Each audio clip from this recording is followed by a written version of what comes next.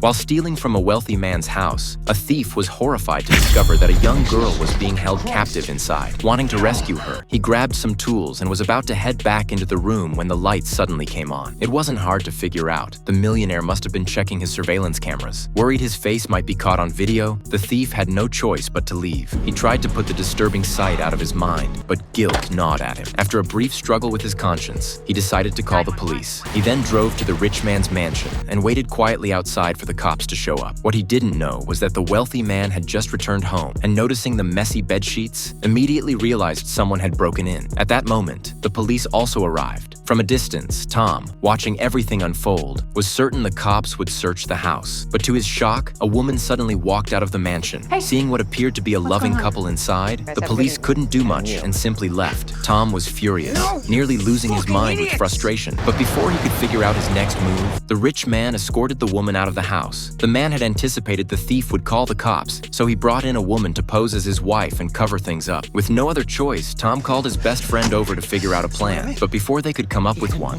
the millionaire suddenly left the mansion. This thrilled the two men waiting in the car. As soon as the rich man drove off, they jumped out and sneaked into the house, hoping to rescue the girl. But just as they climbed in through a window, the millionaire reported a break-in to the police. Tom then noticed something strange. The room where the girl had been imprisoned now looked completely different, spotless and orderly, with no trace of it ever being a cell. Before they could make sense of what was happening, police cars were already pulling up outside. With no time to think, the two men bolted from the room. In the final second before the cops stormed in, they managed to escape. In reality, the captive girl had already been taken away by the millionaire. He had driven her to a remote countryside location and locked her inside a hidden iron cage where no one could find her. Unwilling to give up, Tom went straight to the police station and told them everything he had seen. What he didn't know was that by the time he left the station, the rich man was already watching him.